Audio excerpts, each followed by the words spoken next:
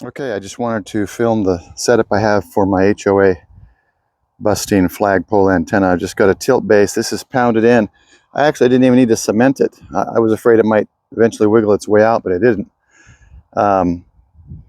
So I've got a tilt base. Now I've just put these pins in. If you put bolts in and tighten them each time, then you probably wouldn't get the wear that I've gotten here over the last 6 years or so. When I replace it, I'll probably just put solid bolts in. I just like this because it's quick disconnect. You know, if a storm comes up and I'm out of town or something, family can come out, pop these up and lower the flag if needed. So it's just the 6 Huslter BTV, or Huslter 6 BTV, sorry. And I did get the, you can get this extra sleeve over that 10-meter portion on the bottom just to strengthen it. And so far, I think 59-mile-an-hour gusts is this. I didn't plan on it, but it happened to be up, and I think that was the gust it's been able to handle.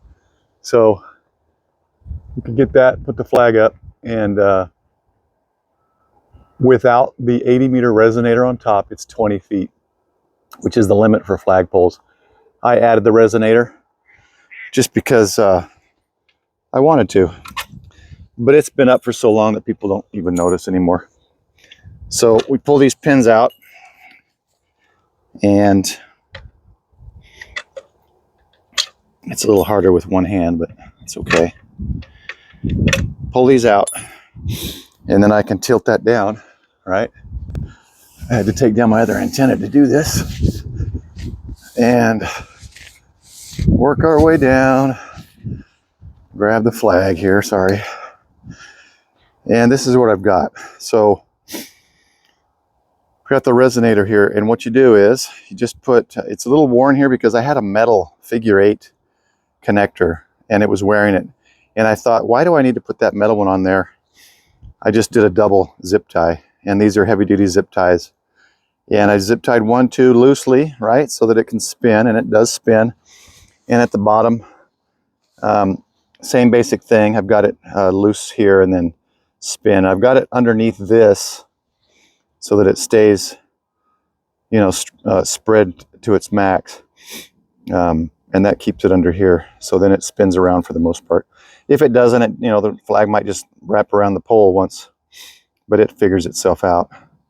Now, if you want to just do the 5 bands, and I don't know if the 5 BTV comes with the threaded hole at the top for the resonator or not. You'd have to ask them. You could just do the 5 BTV if you don't want the 80-meter resonator. Because again, this is a very narrow bandwidth. So basically, I just set it to the FT8 frequency when I have it up, and that's all I use 80 on this antenna for. But you could take this off, and it's got a full threaded little bolt in here that connects the resonator to the antenna. And I don't remember the size, so I'll put it in info. Just go down to Home Depot, Lowe's, buy the bolt that's the same size, tighten it down in there, and put the zip tie around this bolt, and then make it tight enough to not come over the top of the bolt, right? Or maybe you could put a big wide washer in there to give you more space to put the zip tie around. But that bolt, this is a new one. It was my backup. I had the bolt in there for the first couple years, so people got used to the flagpole. Then I added the resonator. Nobody's going to look twice. So that's how I got that done. And my HOA doesn't know the difference anymore. There's Luna watching me, not giving me any help. All right. And then we'll put these back in. I was putting them this way in first, and then it was really hard to get those cotter pins out. So I put them in out now, and it's much easier to slide these in and out, okay? And I put 3 of them in there. So then at the base, I had a makeshift plate at first, and then I bought the DX Engineering one. Evidently, I didn't pull the wires tight enough, so at some point I'll probably clip those and make them all tight. But I bought a 500-foot roll of wire at Lowe's. And so I've got radials, as you can see, all the way around in this small yard. That's maybe 6 feet. I've got it all the way around. We just poured some cement, so it's shorter on this end. But if you look at that corner over there where that pipe goes, That's probably, I can't remember, 30 feet or so, 30 something feet.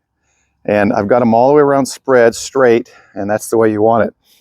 So even though there's 6-foot lengths and shorter lengths, it doesn't matter. Just put as many radials as you can in, and you'll get better performance. And then of course I'm gonna take that coax. I'm gonna cut a new coax, and that's gonna be buried in that tubing, so that none of this cable is out. So don't know if I'll be able to see any of the coax or the ground radials. See here, look at here's my old ground radials I did with the old plate, and then I redid it. But yeah, I can't see any of the ground radials. What you do is, like, right now is a great time to do it, or in winter, is kind of just dig some real simple trenches, lay your radial wires down in there, and kind of lightly pack it over, and the grass will grow over it, and you won't see anything. And at the end of it, I put those garden staples. At the end, I put a little loop, and then put garden staples at the end. I was hoping I'd find one, but see, I did it so well, right, that you can't see them. Yeah, unfortunately, I can't see them. So anyway, that's the setup, and it's beautiful. Old Glory in an HOA 6-band vertical.